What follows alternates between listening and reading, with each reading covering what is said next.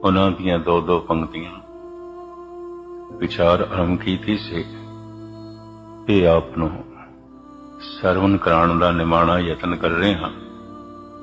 अगां को तरांग पिछा फेर ना मोड़ड़ा, नानक सिंज एह आवार बहुड़ न होवी जन्मड़ा।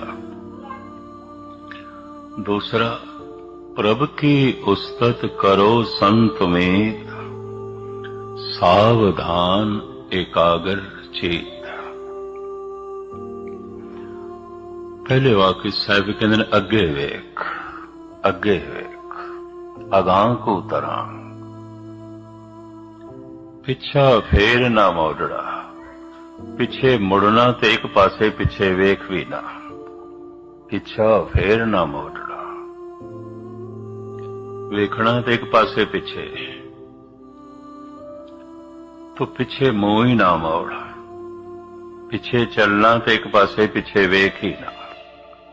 अगां को तरां, पिछा फेर ना मोड़ड़ा, नानक सिंज एहिया वार बहुड़ ना होवी जन्मड़ा। अदकी तो ये पूरी ताकत ला ले सिंह, अदकी तो पूरे इस जंग दे शामिल हो जा, अपने आप नूं दाह ते ला दे, फिर जन्म मरण तो रहत हो जाएगा, परम आनंद की प्राप्ति हो जाएगी। हुण ये गल रमज दे च आखी गई है, अगे की वेखी है। ये ठीक है, प्रभु ने अखां अगे ही लाइयां ने, अगे वेखणगियां, पर साहिब कहंदे ने दे लम्मी नदर निहाली, बड़ा लंबा देख, अपनी मंजिल नूं देख, टिकाणे नूं देख। तो हुण मैं अर्ज करां, एक बच्चा अगर अपने जीवन विच अगे वेखे तो की है, जवानी है। जबकि कोई बच्चा अगे नहीं देखता, बचपन दे च उलझिया रहिंदा है, अपने हाण दे च उलझिया रहिंदा है।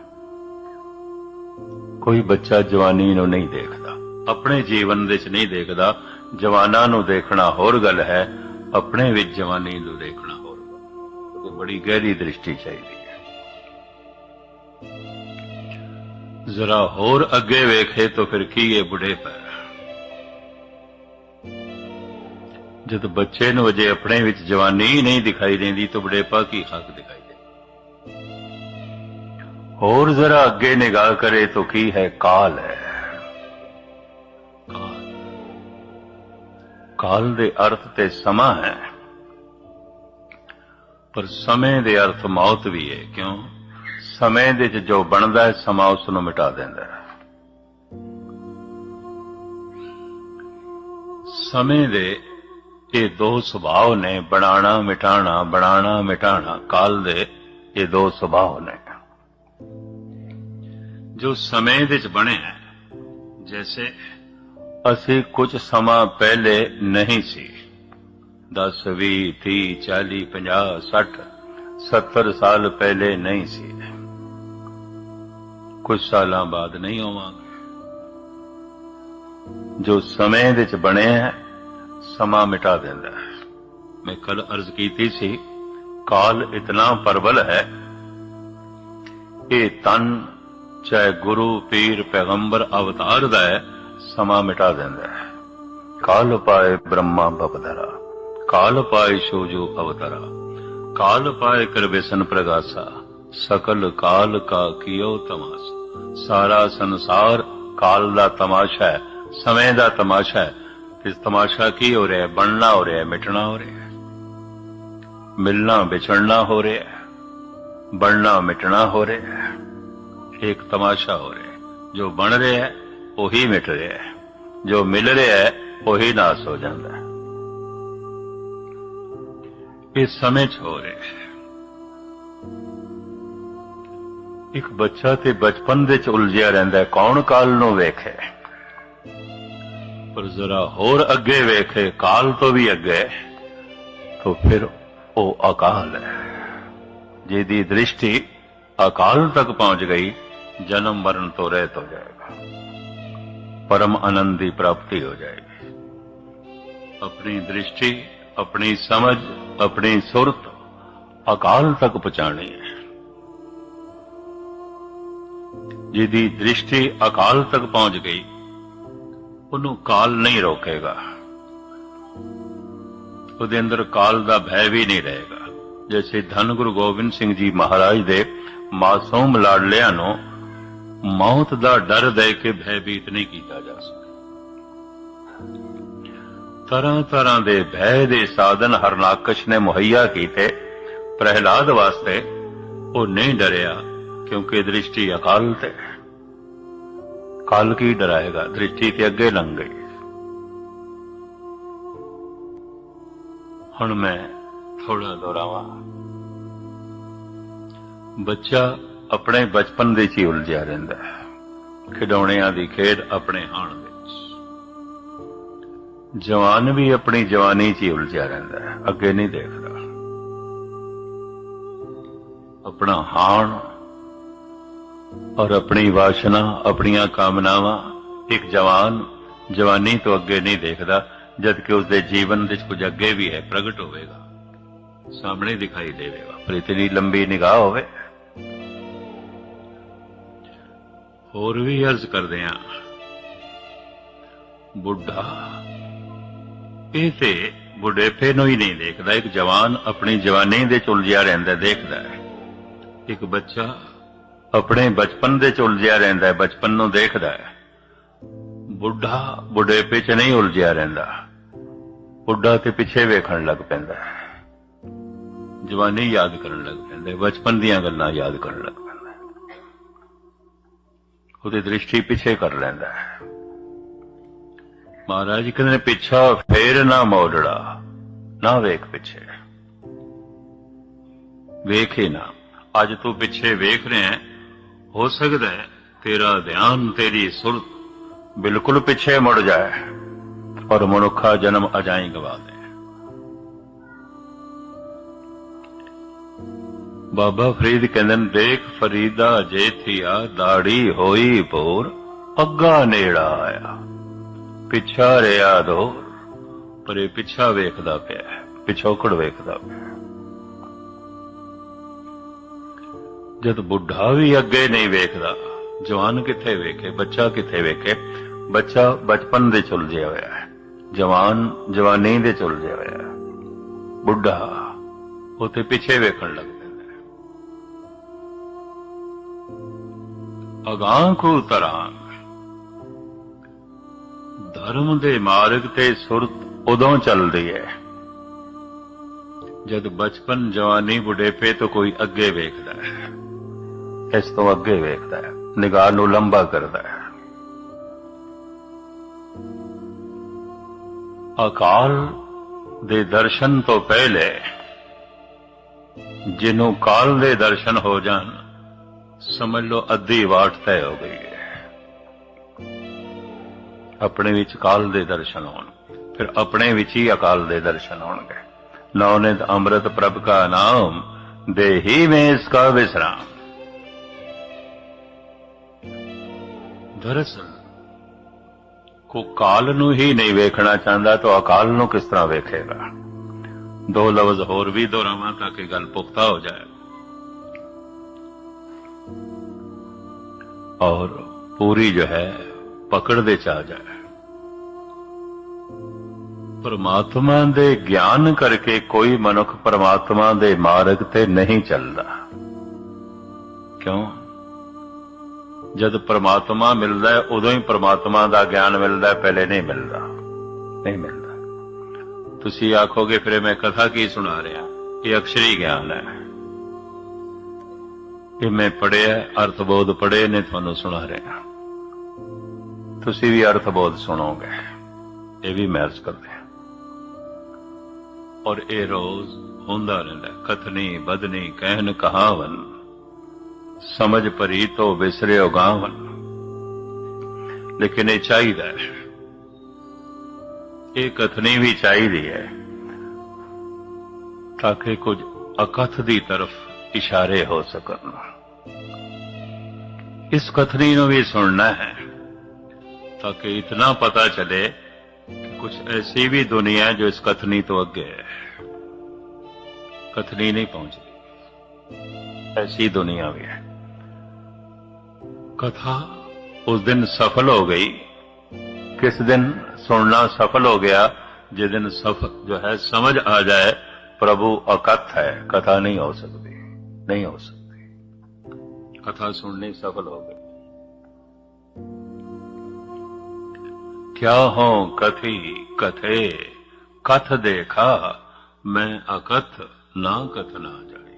नहीं कथन होता, नहीं कथनी दे चाहता। पर ये भी तो कथा करके ही पता चलेगा ना। कथा सुनी हुई, कथा कीती हुई, ओदी सफल किदी जिन्हों पता चल जाए वो अकथ है, कथा दे च नहीं आउंदा। महाराज कहते ने ऐसा नहीं कि मैं कथनी नहीं की थी। क्या हो कथी कथे, कथ देखा मैं कथन कर करके देखे, मैं कह के देख ले। जो मैं कहना उस तो अगे दी गल है, कथा तो अगे दी गल है, अकथ है, अकथ है। पर अकथ है इसका पहले बोध ते होवेगा, कथा करके सिर्फ समझ प्रेरणा मिलेगी, इतना लाभ है। लेकिन मैं अर्ज करा ये अपना अनुभव नहीं बनेगा। मैं दोहरावा, परमात्मा दे ज्ञान करके कोई मनुख परमात्मा दे मार्ग ते नहीं चलता। क्यों? जद परमात्मा मिलता है उदों ही परमात्मा दा ज्ञान मिलता है, जद ज्ञान मिलता है उदों ही भगवान मिलता है। दोवें इकट्ठे मिलते ने, अलग अलग नहीं मिलते। थोड़े विचों अगर कोई अभ्यास करते होंगे तो जरूर गल पकड़ते चाहेंगे। कोई मनुख ऐसा कह सकता है धूप ते अज निकली है पर सूरज ते अज चढ़िया ही कोई नहीं। ये किस तरह हो सकता है? जे धूप निकली है तो सूरज भी चढ़े, जे रोशनी से तो सूरज भी चढ़े। ते कोई आखे सूरज ते सामने दिखाई देंदा पिया, चानना ते है ही कोई नहीं। ये किस तरह हो सकता है? सूरज है तो चानना है, चानना है तो सूरज है, ज्ञान है तो भगवान है, भगवान है तो ज्ञान है। दोवें इकट्ठे प्रगट होंदे, अलग अलग नहीं होंदे। ब्रह्म ज्ञान ये मिश्रित शब्द ने, अवस्था भी मिश्रित है। ब्रह्म ते ब्रह्म दा ज्ञान दोवें इकट्ठे प्रगट होंदे। सूरज ते सूरज दा चानना दोवें इकट्ठे प्रगट होंदे, अलग नहीं प्रगट होंदे।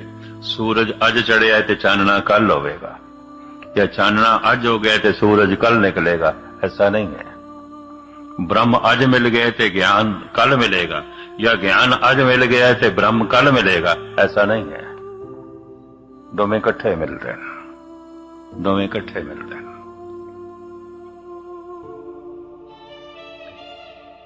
जद ब्रह्म दा ज्ञान ब्रह्म दे नाल ही मिलता है तो ब्रह्म दे मार्ग ते किस तरह चलिए? अक्षरी ज्ञान करके। यह अखरी ज्ञान मैं थानू सरवण करा, इस करके प्रेरणा मिलेगी। ते इस ते किधरे भरोसा बज जाए ते मनुख चल पवे, चले कि उसका ध्यान। अगर एक जवान जवानी च ही उलझिया पे है तो कितना ही पाठ करता हो, कितना सत्संग करता हो, अजे ध्यान अगे नहीं चलेगा। ये भी अर्ज करते हैं, अजे सुरत अगे नहीं गई। अगां को तरांग पिछा फेर ना मोड़ड़ा, नानक से अपराध। अकाल मिलता तो दोवें इकट्ठे मिल रहे। जिसकी दृष्टि पहले काल ते पहुंच गई, बड़ा महान मनुख है। मनुख अपने विच जन्म नूं वेखदा है, जीवन नूं वेखदा है, मरण नूं नहीं। यह भी महसूस करते हैं। पंजाब का एक छोटा जिहा कस्बा बुनियाना मंडी पिठंडे दे कोल भादरों दी संगरांद सी ਤੇ ਪ੍ਰਬੰਧਕਾਂ ਨੇ ਮੈਨੂੰ ਕਹਿ ਦਿੱਤਾ, ਗਿਆਨੀ ਜੀ ਅੱਜ ਬਾਦਰੋਂ ਦੇ ਸੰਗਰਾਂਦ ਦੀ ਕਥਾ ਕਰ ਦਿਓ। ਹਫਤਾ ਮੈਂ ਰਹਿਣਾ ਸੀ। ਮੈਂ ਕਿਹਾ ਠੀਕ ਹੈ। तो उस संग्राम की कथा दे एक पंक्ति है, भादरों के महीने। भादों का मतलब है भादो, छिठे पै गए, पानी दे ठंड हो गए, बरसात हो जाती है, धुप निकल आ गई, गर्म। दो दोए हर महीने का नाम उहदे सुभाव के मुताबिक रखा गया सी। 12 महीने के नाम बिकमणी संमत के मुताबिक भादो है। हुणे ठंड, हुणे गर्मी, हुणे गर्मी, हुणे ठंड। भादरों की छोटी छोटी बारिश होती रहती है। 5 मिनट हो गई, 2 मिनट हो गई, फिर धुप निकल आई, गर्मी, हुणे ठंड, हुणे गर्मी, बाद होए। कई मनुख भी भादरों की तरह होंदे ने, गुरुद्वारे बैठे ने बिल्कुल ठंडे, शांत, घर गए पड़तू पा दिता, उबल गए, तप गए। हुणे बड़े आनंदमयी बैठे सन, हुणे चिंतातुर हो गए, हुणे बड़ा शांत वही बैठा सी, हुणे क्रोधी हो गया, बाद होए। हुणे ते बड़ी परोपकार दी अंदर बिरतियां कंपियां करदियां सन, हुण दुराचार। हुणे ते बड़ा मिठा बोल रहा सी, हुण बड़ा कुरख ते कौला, बाद होए। बहुते मनुखता बादरों की तरह है। दो बहाने है। एक घंटे की कथा दे गालबन मैं 20 मिनट से बाकी पंक्तियां ते लाए, 40 मिनट एक पंक्ति ते लाए। वो पंक्ति है, हथ मरोड़े तन कपे स्याऊ होआ से। आखिरी प्राण आयुर्वेद के मुताबिक, धर्म ग्रंथां के मुताबिक मनुख की नाभि दे है आखिरी प्राण। नाभि नूं गंढ भी कहते ने, आज काल खुले तेरी गांठड़ी। ये गंढ 2 हालतां दे खुलदी है, एक मौत दे समय, काल दे समय। एक दृष्टि जद अकाल ते पहुंच जाए उस वक्त खुलदी है। काल आ गए ते दृष्टि भी काल ते नहीं सी, काल ने गंढ खोल दी, मौत ने गंढ खोल दी। आज काल खुले तेरी गांठड़ी। जैसे नाभि खुलती है ते आखिरी प्राण निकल रहा है, तो शरीर की जो हालत होती है, गुरु अर्जन देव जी महाराज लिखते ने, हथ मरोड़े तन कपे स्याऊ होआ से। इंज मुठियां बंद होंदियां, दंदियां वजदियां, शरीर ते कंबड़ी छिड़ जाती है, हिटकी आउंदी है। सियाणे अंदाजा ला लैंदे ने, गंढ खुल गई, नाभि खुल गई। एक मौत दी चोट नाल, काल दी चोट नाल ये गंढ खुलदी है, एक अकाल दी चोट नाल खुलदी है। काल दी चोट नाल ये जद गंढ खुलदी है, शरीर दी मौत हो जाती है, तन मर जाता है। मन सूक्ष्म शरीर दूजे शरीर दी यात्रा दे चला जाता है, किसी दूजे शरीर दे गर्भ दे प्रवेश कर जाता है। जे मौत हर समय घटित हो रही है, तो गर्भ भी हर समय उपलब्ध है। इसनूं धार्मिक अनुभवी पुरुष इंज कहते हैं। लखां मनुख रोज मर रहे हैं। गर्भ धारण करने की उपलब्धि हर वक्त मौजूद है। आम साधारण मनुख प्रवेश कर जाता है, क्योंकि तन की मौत हुई है, सूक्ष्म शरीर की तो मौत हो ही नहीं। इस सूक्ष्म शरीर का खुलासा किसी वक्त करांगा। इनू मन भी कहते हैं, इनू आत्मा भी कहते हैं, और इनू सूक्ष्म शरीर भी कहते हैं। इनरल बॉडी, अंदर एक शरीर, शरीर के अंदर एक शरीर,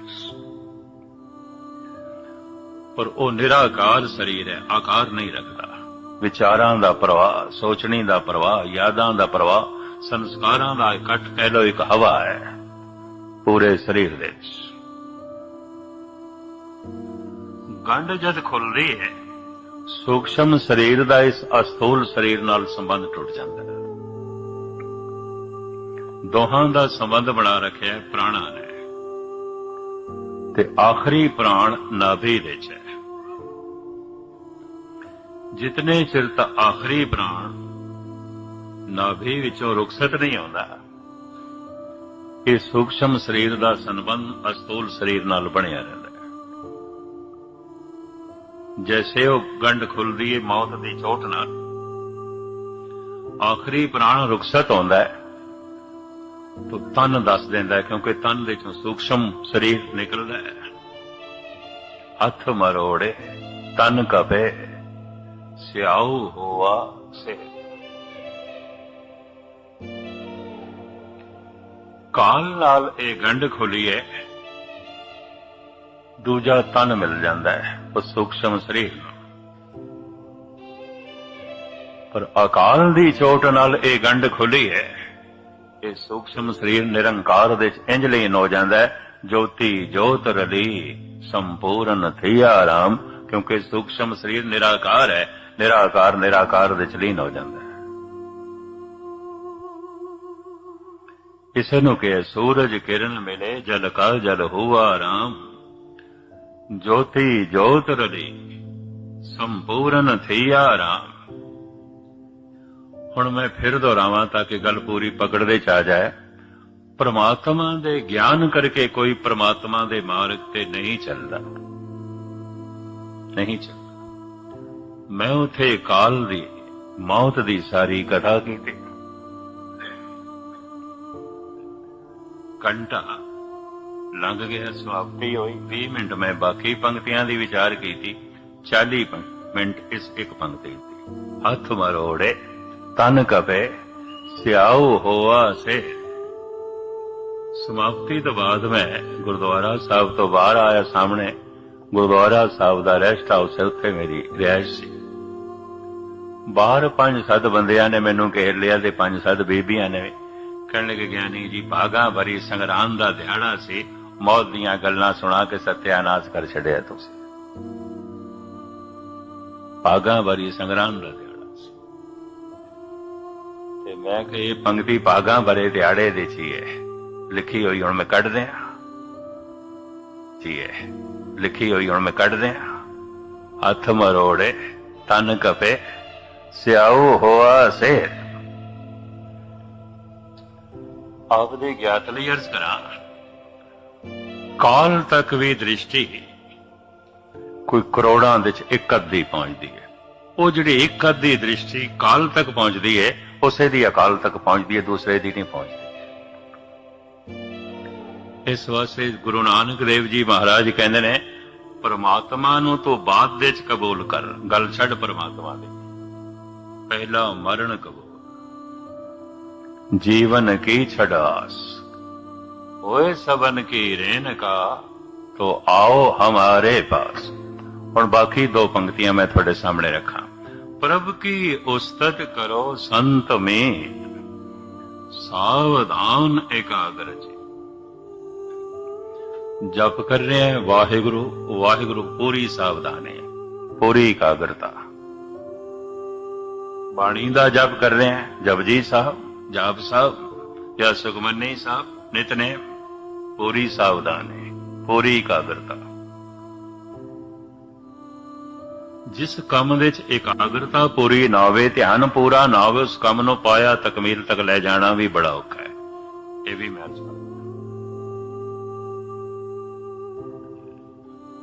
लेकिन पूरी एकाग्रता पूरी सावधानी किहड़े काम दे च आउंदी है? जिहदे च कोई खतरा होवे।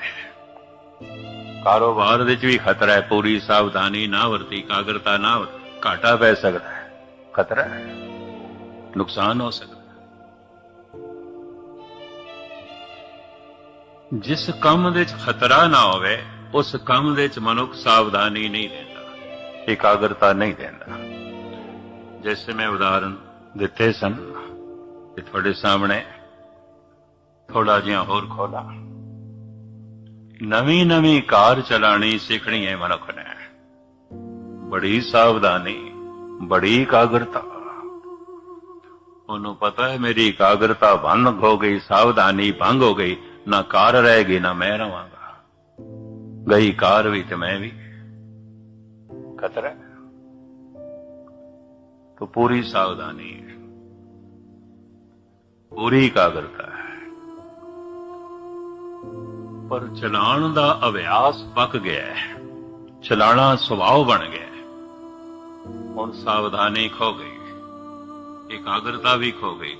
हुण नाल बैठे साथी नाल ते गपशप करदा कार चला रहा है, हुण ते टेप सुनदा होया कार चला रहा है। हुण सावधानी नहीं है इतने, ਹੁਣ ਉਤਨੀ ਇਕਾਗਰਤਾ ਨਹੀਂ, ਪੂਰੀ ਇਕਾਗਰਤਾ ਨਹੀਂ ਹੈ। ਪੂਰੀ ਇਕਾਗਰਤਾ ਕਿਸ ਦੇ ਚ ਆਉਂਦੀ ਹੈ? ਪੂਰੀ ਸਾਵਧਾਨੀ ਕਿਸ ਦੇ ਚ ਆਉਂਦੀ ਹੈ? ਜਿਹਦੇ ਚ ਬਹੁਤ ਵੱਡਾ ਖਤਰਾ ਹੋਵੇ। ਨਹੀਂ ਤੇ ਸਾਵਧਾਨੀ ਨਹੀਂ ਹੁੰਦੀ, ਇਕਾਗਰਤਾ ਨਹੀਂ ਹੁੰਦੀ। ਸਤਿਗੁਰੂ ਦੇਵ ਜੀ ਮਹਾਰਾਜ ਕਹਿੰਦੇ ਨੇ, ਪ੍ਰਭ ਕੀ ਉਸਤਤ ਕਰੋ ਸੰਤ ਮੀਤ, ਸਾਵਧਾਨ ਇਕਾਗਰ ਚੇਤ। ਹੁਣ ਤੁਸੀਂ ਆਖੋਗੇ ਖਤਰੇ ਤੋਂ ਬਿਨਾਂ ਇਕਾਗਰਤਾ ਨਹੀਂ ਆਉਂਦੀ, ਸਾਵਧਾਨੀ ਨਹੀਂ ਆਉਂਦੀ, ਤਾਂ ਨਾਮ ਜਪਣ ਦੇ ਚ ਕਿਹੜਾ ਖਤਰਾ ਪੈਦਾ ਕਰੀਏ? ਨਾਮ ਜਪਣ ਵਾਲੇ ਦੀ ਤੇ ਲੋਕੀ ਉਪਮਾ ਕਰਦੇ ਨੇ, ਸਾਵਧਾਨੀ ਤੇ ਰਹਿੰਦੀ ਨਹੀਂ, ਇਕਾਗਰਤਾ ਤੇ ਰਹਿੰਦੀ ਨਹੀਂ, ਨਾ ਪਾਠ ਦੇ ਚ, ਨਾ ਸੇਵਾ ਦੇ ਚ, ਨਾ ਜਪ ਦੇ ਚ, ਨਾ ਤਪ ਦੇ ਚ। ਲੋਕੀ ਉਪਮਾ ਕਰਨ ਲੱਗ ਪੈਂਦੇ ਨੇ, ਜਪ ਕਰਦਾ ਹੈ, ਤਪ ਕਰਦਾ ਹੈ, ਬਾਣੀ ਪੜਦਾ ਹੈ, ਸਾਵਧਾਨੀ ਨਹੀਂ ਰਹਿੰਦੇ, ਇਕਾਗਰਤਾ ਨਹੀਂ ਰਹਿੰਦੀ। ਕਿਉਂ? ਮਨੁੱਖ ਕਿਸੇ ਖਤਰੇ ਨੂੰ ਮਹਿਸੂਸ ਨਹੀਂ ਕਰਦਾ।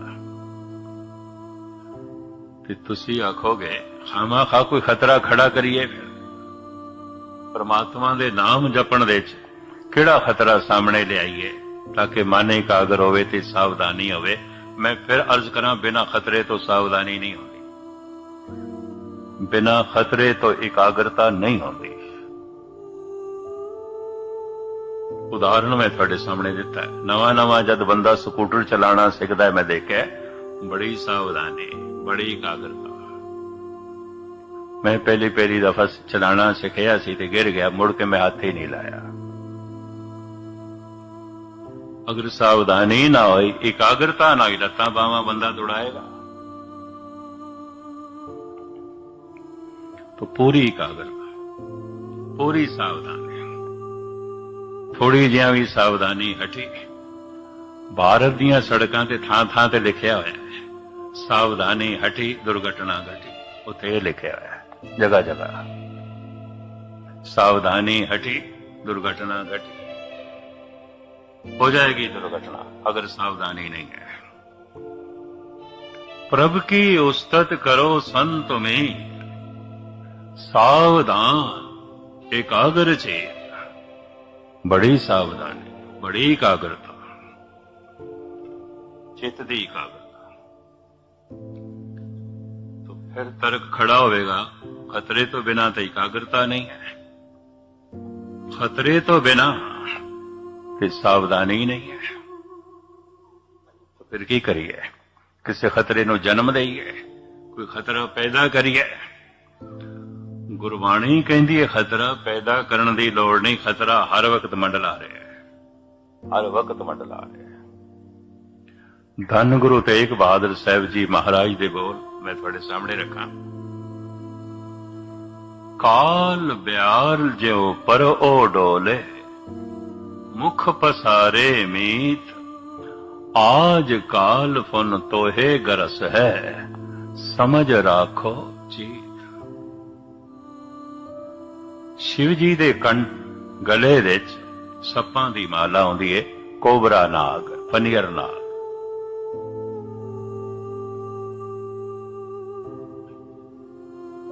महाराज कहंदे ने तेरे सिर दे उत्ते चारों पासे फनियर नाग घूम रहे,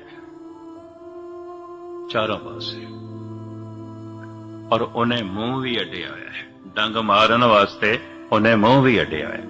आज काल उन तोहे गरस है, अज या कल ऐसने तेनू डंग मारना मारना। बड़े ध्यान नाल सुनना। किधरों गुनियाने मंडी वाला मन ना बनाना, आया कथा सुनन ते सुनांदे की पैना। काल ब्याल ज्यों पर ओ डोले। शिव जी अपने गल दे सप रखदा सी, सिर्फ सुचेत करन वास्ते लोकां नूं। तन दे उत्ते राख मलदा सी। एक दिन सप ने डंग मारना, ये तन राख हो जाएगा, खाक हो जाएगा। एक एक बंदे नूं की समझांदा रहे, आदमी थक जांदा बोल बोल के। उन्हें प्रतीक चुन रहे सन, निशान बना रहे सन। सप घुमदा पिया गल दे, हर एक दे गल दे सप घुम रहा है। हर एक दा तन राख हो जाएगा, तो तन ते सुआ मल के रखदा सी। जिथों जाए लंघे, कोई ज्ञान ध्यान की गल पुछना चाहे, मैनू वेख लो तो ज्ञान ले लो, मैनू वेख लो, मैनू वेख के ज्ञान ले लो। मैं एक सूफी फकीर की गाथा पढ़ रहा सी, सवेरे सवेरे भिक्षा नूं निकलदा सी, अज भी निकले। एक द्वार ते दस्तक दिती, एक बिरध माता ने ਉਹਦੇ ਖੱਪਰ ਵਿੱਚ ਰਸਦ ਪਾਣੀ ਪਾਈਏ, ਚੱਲ ਪਿਆ। ਉਹ ਬੁੱਢੀ ਮਾਂ ਕਹਿੰਦੀ ਹੈ, ਫਕੀਰ ਸਾਈਂ ਕੋਈ ਖੁਦਾ ਦੀ ਗੱਲ ਸੁਣਾ ਕੇ ਜਾ। ਜਲਦੀ ਚੱਲ ਪਿਆ ਭਿਕਸ਼ਾ ਲੈ ਕੇ, ਕੋਈ ਖੁਦਾ ਦੀ ਗੱਲ ਸੁਣਾ ਕੇ ਜਾ। ਫਕੀਰ ਕਹਿੰਦਾ, ਜੇ ਮੇਰੇ ਲੰਘਣ ਨਾਲ ਤੈਨੂੰ ਕੁਛ ਨਹੀਂ ਮਿਲਿਆ, ਤੇ ਮੇਰੇ ਬੋਲਣ ਨਾਲ ਵੀ ਤੈਨੂੰ ਕੁਛ ਨਹੀਂ ਮਿਲਣਾ। ਇਹ ਵੀ ਮੈਂ अर्ज करदा,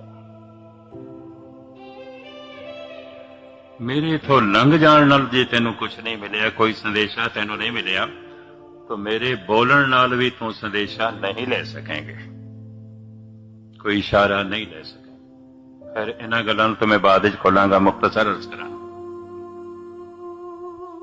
धन गुरु तेग बहादुर साहिब जी महाराज कहंदे ने, काल ब्याल जियो पर ओ डोले, मुख पसारे में।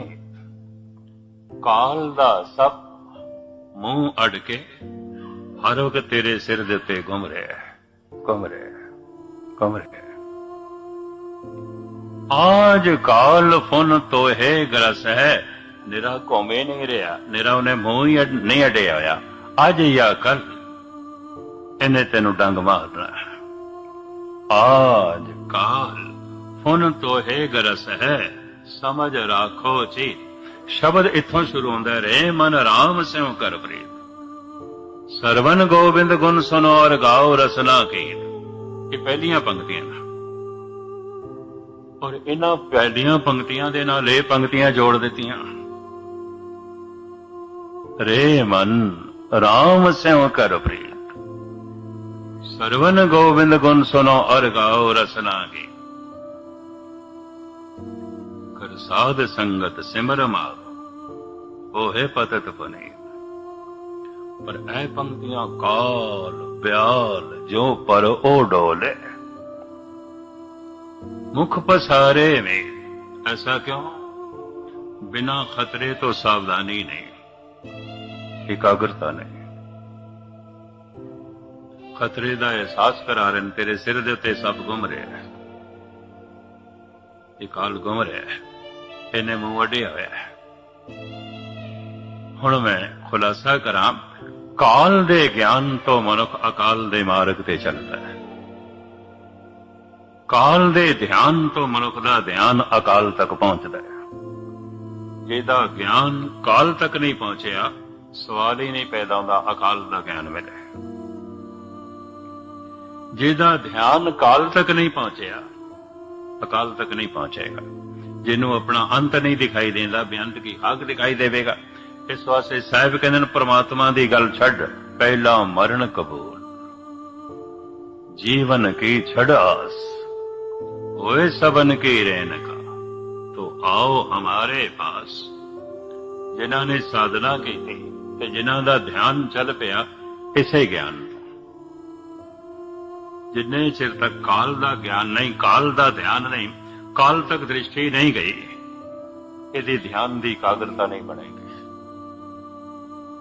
सावधानी नहीं रहेगी। सावधानी ते खतरे करके होंगी। ਇਕਾਗਰਤਾ ਤੇ ਖਤਰੇ ਕਰਕੇ ਆਉਂਦੀ ਹੈ। ਤੇ ਮਹਾਰਾਜ ਕਹਿੰਦੇ ਨੇ ਖਤਰਾ ਹਰ ਵਕਤ ਮੰਡਲਾ ਰਿਹਾ, ਹਰ ਵਕਤ। ਇੱਕ ਜਵਾਨ ਨੂੰ ਪੁੱਛੀਏ ਤੇਰਾ ਬਚਪਨਾ ਕਿੱਥੇ, ਕਹਿੰਦਾ ਮਰ ਗਿਆ, ਖਤਮ। ਇੱਕ ਬੁੱਢੇ ਨੂੰ ਪੁੱਛੀਏ ਤੇਰੀ ਜਵਾਨੀ ਕਿੱਥੇ, ਕਹਿੰਦਾ ਮਰ ਗਈ, ਖਤਮ। ਇਹ ਦੋ ਮੌਤਾਂ ਤੋਂ ਤੂੰ ਦੇਖ ਚੁੱਕੇ ਹੈ, ਆਪਣੇ ਬਚਪਨ ਦੀ ਮੌਤ, ਆਪਣੀ ਜਵਾਨੀ ਦੀ ਮੌਤ। ਇੱਕ ਬੁੱਢਾ ਮਨੁੱਖ ਦੇਖ ਰਿਹਾ। ਹੁਣ ਇਸ ਬੁੱਢੇ ਨੂੰ ਕਹੋ ਤੂੰ ਆਪਣੀ ਮੌਤ ਦੇਖ, ਕਾਲ ਵੇਖ, ਪਰ ਉਹ ਜਵਾਨੀ ਦੇਖਣ ਲੱਗ ਪੈਂਦਾ, ਪਿੱਛੇ ਮੁੜਦਾ, ਉਹ ਬਚਪਨਾ ਵੇਖਣ ਲੱਗ ਪੈਂਦਾ। ਦੇਖ ਫਰੀਦਾ ਜੇਠੀਆ, ਦਾੜੀ ਹੋਈ ਭੋਰ, ਅੱਗਾ ਨੇੜਾ ਆਇਆ, ਪਿੱਛਾ ਰਿਹਾ ਲੋ। ਕਾਲ ਨੂੰ ਵੇਖ ਕੇ ਮਨੁੱਖ ਅਕਾਲ ਤੋਂ ਪ੍ਰਭਾਵਿਤ ਹੁੰਦਾ ਹੈ। ਹੁਣ ਮੈਂ ਇਸ ਨੂੰ ਇਸ ਤਰ੍ਹਾਂ ਬਿਆਨ ਕਰਾਂ, ਜਿਸ ਤੋਂ ਮਨ ਪ੍ਰਭਾਵਿਤ ਨਹੀਂ, ਮਨ ਉਸ ਨੂੰ ਯਾਦ ਨਹੀਂ ਕਰਦਾ। ਜਿਸ ਤੋਂ ਮਨ ਪ੍ਰਭਾਵਿਤ ਨਹੀਂ, ਮਨ ਉਸ ਦੀ ਮੰਗ ਨਹੀਂ ਕਰਦਾ।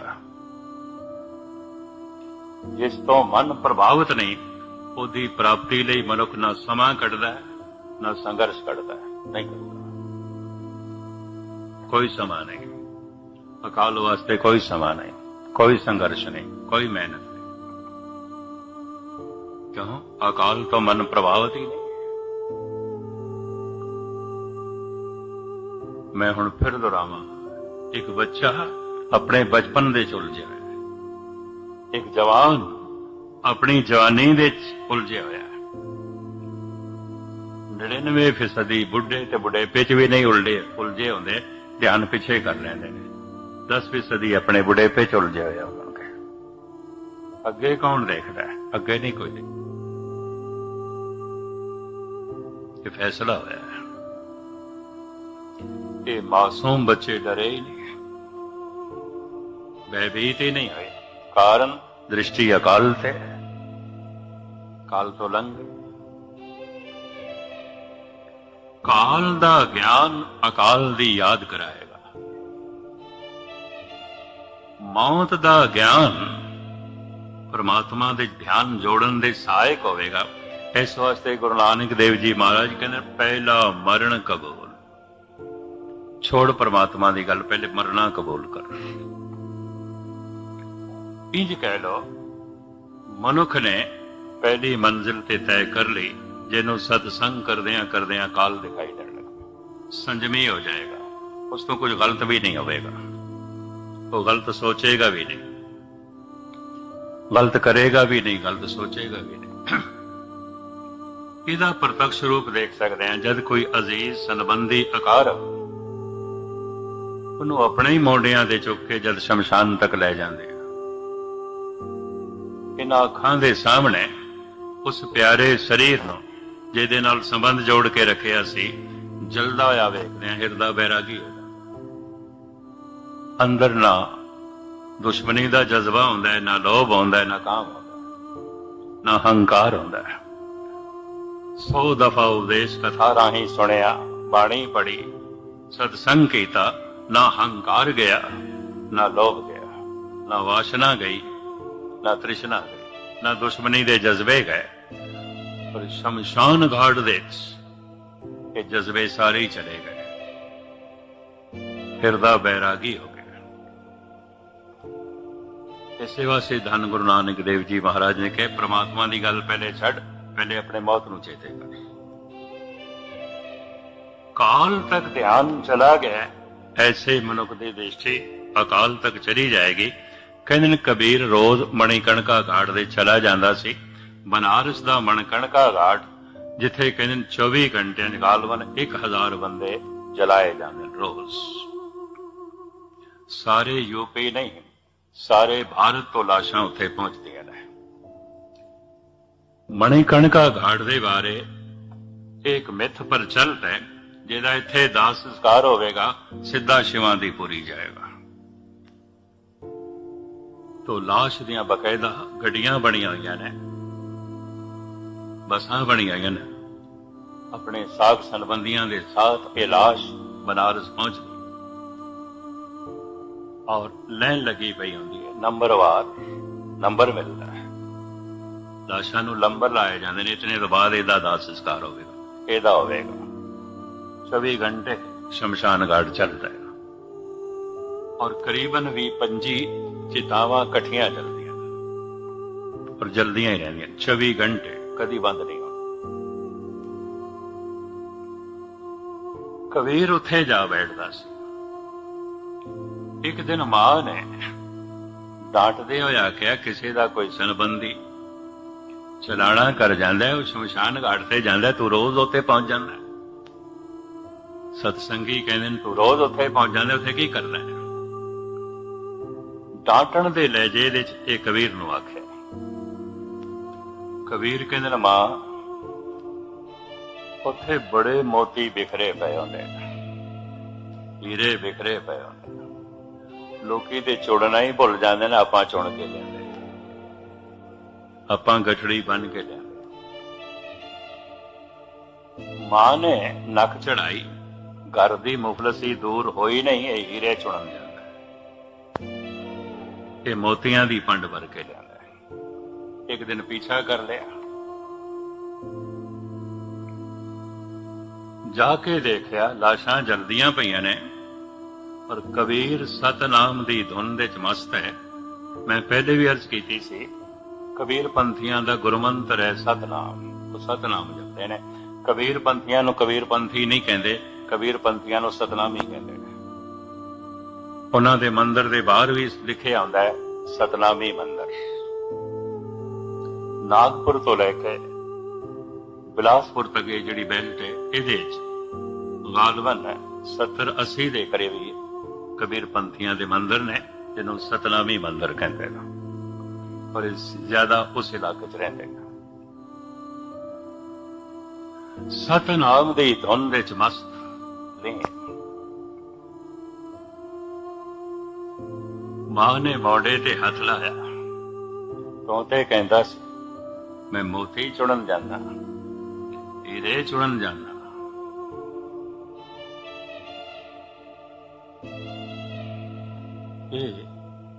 तू हीरे चुन रहा है? मां, सतनाम दा जप तैनूं हीरियां तो घट दिखाई देंदा, हीरियां तो वध है, हीरे मैं कुर्बान कर सकदा इस तो। हीरे की हुंदे ने? ऐसो हीरा हर को नाम। मां, आनंद है, रस है। पर मां भी सियाणी सी ते घर दे च भी कर सकदा है, घर दे च भी कर सकदा है। इत्थे आण दी की लोड़ है? रोज रोज इत्थे आण दी की लोड़ है? घर दे च करिया कर रहा है। मां घर दे च काल भुल जांदा है, काल भुल जांदा है। ये जल्दियां होइयां लाशां वेख के जद मैनू काल चेते आउंदा है, ध्यान अकाल दे जुड़ जांदा है। मैं अपने मन नूं समझाना, कहत कबीर सुनो मन मेरे, यही हवाल होएंगे तेरे। बड़ा सोहना शब्द है। इत्थे मैनू काल चेते आउंदा है, मैं इत्थे काल नूं चेते करना चाहना, और जैसे काल चेते आउंदा है, ध्यान अकाल नाल जुड़ जांदा है, सुरत अकाल तक पहुंच जाती है।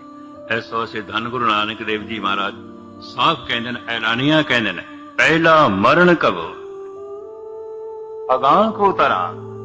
एक बच्चा अगर अगे वेखे तो की है? जवानी। और जरा अगे वेखे तो की है? बुढ़ेपा। और जरा अगे वेखे तो की है? काल। इत्थे तक मनुख तपस्या करे, साधना करे, दा ध्यान इत्थे तक पहुंच जाए, काल दे चिंतन ने अकाल नाल जोड़ देना है। अगर गल पकड़ दे चाहिए तो इतनी है। मनुख उपरों उपरों बाणी पढ़ता रहेगा, अगर काल तक ध्यान नहीं, उपरों उपरों सेवा करता रहेगा, सारे धार्मिक कर्म करेगा, सावधानी नहीं होगी, एकाग्रता नहीं होगी। बिना काल दे ज्ञान तो, बिना काल दे ध्यान तो वाहिगुरु मंत्र जपदे ध्यान नहीं रहेगा, एकाग्रता नहीं रहेगी। प्रभु की उस्तत करो संत मीत, सावधान एकाग्र चेत। धन गुरु नानक देव जी महाराज मेहरामत करन, बख्शिश करन। ध्यान निरा जन्म ते ना दा है। बुढ़े भी जन्मदिन मनाते हैं, जवान भी मनाते हैं। ये तो पिछे जा रहा, ये ध्यान पिछे चला गया। ਸੁਰਤ ਕਾਲ ਦਾ ਚਿੰਤਨ ਕਰੇ, ਕਾਲ ਦਾ ਚਿੰਤਨ ਹੀ ਅਕਾਲ ਦਾ ਚਿੰਤਨ ਬਣ ਜਾਏਗਾ। ਪਹਿਲਾ ਮਰਨ ਕਬੋ, ਸਿਰਫ ਇੱਕ ਲਾਸ਼ ਵੇਖ ਕੇ, ਇੱਕ ਬੁੱਢੇ ਨੂੰ ਵੇਖ ਕੇ ਮਹਾਤਮਾ ਬੁੱਧ ਦਾ ਧਿਆਨ ਕਾਲ ਤੇ ਪਹੁੰਚ ਗਿਆ, ਮੌਤ ਤੇ ਪਹੁੰਚ ਗਿਆ। ਇਤਨੀ ਗੱਲ ਨੇ ਉਸ ਨੂੰ ਬੈਰਾਗੀ ਕਰ ਦਿੱਤਾ। ਜਿਵੇਂ ਸ਼ਮਸ਼ਾਨ ਘਾਟ ਦੇ ਕਰੀਬਨ 90% ਲੋਕ ਤੇ ਬੈਰਾਗੀ ਹੋ ਜਾਂਦੇ, ਹਿਰਦਾ ਬੈਰਾਗੀ ਹੋ ਜਾਂਦਾ। ਇਤਨਾ ਪਾਠ ਕੀਤਾ, ਇਤਨਾ ਕਥਾ ਕੀਰਤਨ ਜੋ ਹੈ ਸੁਣਿਆ, ਕਦੀ ਮਨ ਇਤਨਾ ਬੈਰਾਗੀ ਨਾ ਹੋਇਆ ਜੋ ਸ਼ਮਸ਼ਾਨ ਘਾਟ ਵਿੱਚ ਹੋ ਜਾਂਦਾ ਹੈ। ਜੋ ਆਪਣੇ ਅਜ਼ੀਜ਼ ਅਕਾਰਬ ਸੰਬੰਧੀ ਨੂੰ ਜਲਦਿਆਂ ਵੇਖ ਕੇ ਮਨ ਬੈਰਾਗੀ ਹੋ ਜਾਂਦਾ, ਔਰ ਬੈਰਾਗ ਸਾਰੇ ਵਿਕਾਰਾਂ ਨੂੰ ਧੋ ਦਿੰਦਾ। ਕਹਿਤ ਕਬੀਰ ਭਗਤ ਕਰ ਪਾਇਆ, ਸਾਫ ਕਹਿ ਦਿੱਤਾ ਹੈ, ਬਿਨ ਬੈਰਾਗ ਨਾ ਛੂਟ ਸਮਾਨਾ, ਨਹੀਂ ਛੁੱਟਦੇ। ਬਿਨਾ ਬੈਰਾਗ ਤੋਂ ਖੇਡ ਬਣੇਗੀ ਨਹੀਂ। ਤੇ ਬੈਰਾਗ ਹੁੰਦਾ ਹੈ ਕਾਲ ਨੂੰ ਵੇਖ ਕੇ। ਦੂਜਾ ਵੀ ਅਗਰ ਨਿਕਟਵਰਤੀ ਹੋਵੇ, ਨਿਕਟਵਰਤੀ ਦਾ ਕਾਲ, ਨਿਕਟਵਰਤੀ ਦੀ ਮੌਤ ਆਪਣੀ ਮੌਤ ਪ੍ਰਤੀਤ ਹੋਣ ਲੱਗ ਪੈਂਦੀ ਹੈ। ਲੇਕਿਨ ਜੋ ਬਹੁਤ ਗਹਿਰੀ ਸੋਝ ਬੋਝ ਰੱਖਣ ਵਾਲਾ ਹੈ, ਉਹ ਤੇ ਆਪਣੇ ਮਨ ਨੂੰ ਇੰਝ ਸਮਝਾ ਸਕਦਾ ਹੈ, ਪਾਰੋ ਸੀ ਕੇ ਜੋ ਹੁਆ ਤੂੰ ਆਪਣੇ ਵੀ ਜਾ। ਦ੍ਰਿਸ਼ਟੀ ਜਿਸ ਦੀ ਕਾਲ ਤੱਕ ਪਹੁੰਚ ਗਈ, ਇਸ ਮਨੁੱਖ ਤੋਂ ਕੁਝ ਵੀ ਗਲਤ ਨਹੀਂ ਹੋਵੇਗਾ, ਇਸ ਮਨੁੱਖ ਤੋਂ ਕੁਝ ਵੀ ਪਾਪ ਨਹੀਂ ਹੋਵੇਗਾ, ਇਸ ਮਨੁੱਖ ਤੋਂ ਕੁਝ ਵੀ ਅਪਰਾਧ ਨਹੀਂ ਹੋਵੇਗਾ। ਇਹ ਬੜਾ ਸੰਭਲ ਕੇ ਰਹੇਗਾ। ਜਿਵੇਂ ਸ਼ਮਸ਼ਾਨ ਘਾਟ ਦੇ ਵਿੱਚ ਮਨੁੱਖ ਸੰਭਲਿਆ ਹੁੰਦਾ ਹੈ, ਫਿਜ਼ੂਲ ਦੀਆਂ ਗੱਲਾਂ ਨੇ, ਫਿਜ਼ੂਲ ਦਾ ਅਨਰਥ ਦਾ ਬੋਲ ਚਾਲ ਵੀ ਨਹੀਂ, ਔਰ ਫਿਜ਼ੂਲ ਦੇ ਵਿਕਾਰ ਵੀ ਮਨ ਦੇ ਚ ਨਹੀਂ। ਇਸ ਤਰ੍ਹਾਂ ਦਾ ਉਹਦੇ ਲਈ ਸਾਰਾ ਸੰਸਾਰ ਬਣ ਜਾਏਗਾ, ਆਪਣੇ ਆਪ ਨੂੰ ਸੰਭਲ ਕੇ ਚਲਾਏਗਾ, ਔਰ ਉਹਦਾ ਧਿਆਨ ਕਾਲ ਤੱਕ ਪਹੁੰਚਦਿਆਂ ਹੀ ਅਕਾਲ ਤੱਕ ਪਹੁੰਚ ਜਾਏਗਾ। ਸੰਸਾਰ ਤੇ ਆਇਆ ਉਹਦਾ ਸਫਲ ਹੋ ਜਾਏਗਾ। ਐਸੇ ਮਨੁੱਖ ਨੂੰ ਕਾਲ ਦਾ ਭੈ ਦੇ ਕੇ ਭੈਭੀਤ ਨਹੀਂ ਕੀਤਾ ਜਾ ਸਕਦਾ, ਕਿਉਂਕਿ ਸੁਰਤ ਅਕਾਲ ਤੱਕ ਪਹੁੰਚ ਗਈ। ਔਰ ਇਸ ਤਰ੍ਹਾਂ ਦੇ ਲੋਕ ਹੀ ਜੀਵਨ ਮੁਕਤ ਹੁੰਦੇ ਨੇ। ਪ੍ਰਭ ਕੀ ਆ ਗਿਆ ਆਤਮ ਹਿਤਾਵੇ, ਜੀਵਨ ਮੁਕਤ ਸੋ ਕਾਵੇ। ਉਹ ਜੀਵਦਿਆਂ ਜੀ ਮੁਕਤ ਹੋ ਜਾਂਦਾ ਹੈ। ਕਹਿਤ ਕਬੀਰ ਜੋ ਹਰ ਧਿਆਵੇ, ਜੀਵਤ ਬੰਧਨ ਤੋਰੇ। ਸਤਿਗੁਰੂ ਇਸ ਤਰ੍ਹਾਂ ਦੀ ਅਵਸਥਾ ਇਸੇ ਜੀਵਨ ਦੇ ਵਿੱਚ ਸਾਡੀ ਬਣਾ ਦੇਣ, ਤਾਂ ਕਿ ਬਾਰ-ਬਾਰ ਕਾਲ ਦੇ ਵਸ ਨਾ ਪਈਏ। ਜਨਮ ਦੇ ਵਸ ਜੋ ਪੈ ਰਿਹਾ ਹੈ, ਕਾਲ ਦੇ ਵਸ ਪਏਗਾ। ਪਰ ਇਸੇ ਜੀਵਨ ਦੇ ਵਿੱਚ ਜਿਹਦੀ ਦ੍ਰਿਸ਼ਟੀ ਕਾਲ ਤੱਕ ਪਹੁੰਚ ਗਈ ਹੈ, ਉਹ ਕਾਲ ਦੇ ਵਸ ਨਹੀਂ ਪਏਗਾ, ਅਕਾਲ ਵਿੱਚ ਲੀਨ ਹੋ ਜਾਏਗਾ। ਉਸੇ ਨੂੰ ਕਿਹਾ ਸੂਰਜ ਕਿਰਨ ਮਿਲੇ, ਜਲ ਕਾ ਜਲ ਹੁਆ ਰਾਮ, ਜੋਤੀ ਜੋਤ ਰਲੀ, ਸੰਪੂਰਨ ਕੀਆ ਰਾਮ। ਇਤਨੀ ਵਿਚਾਰਾਂ ਪ੍ਰਵਾਨ ਕਰਨੀਆਂ। ਬਾਕੀ ਕੱਲ ਗਾਲਬਨ 15 ਤਰੀਕ ਤੱਕ ਦਾਸ ਨੇ ਤੁਹਾਡੇ ਚਰਨ ਪਰਸਣੇ ਨੇ। ਗਿਲਾ ਹੈ ਬਹੁਤ ਸਾਰੀਆਂ ਸੰਗਤਾਂ ਦਾ ਵੀ ਐਤਕੀ ਟਾਈਮ ਥੋੜਾ ਹੈ। 400 ਸਾਲਾ ਧੰਨ ਗੁਰੂ ਗ੍ਰੰਥ ਸਾਹਿਬ ਜੀ ਮਹਾਰਾਜ ਦਾ